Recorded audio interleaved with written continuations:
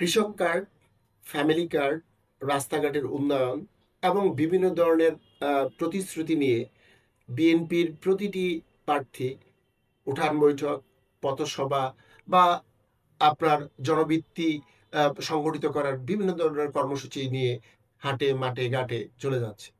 গতকাল তেমনি এক প্রোগ্রামে আমি একজন প্রার্থীর সাথে উপস্থিত থাকি।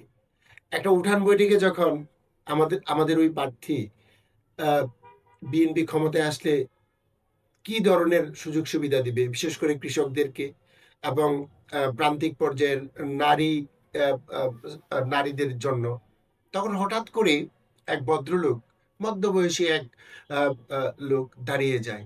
দাঁড়িয়ে গিয়ে বলে যে আমার তো জমি নেই, আমি ভূমিহীন, আমার সন্তান সন্ততি নেই, তাহলে আমি তো একজন ভোটার, আমি সরকারের কাছ থেকে, বিএনপি যদি গভর্নমেন্টে আসে তাহলে বিএনপির কাছ থেকে কি প্রত্যাশা করতে পারি?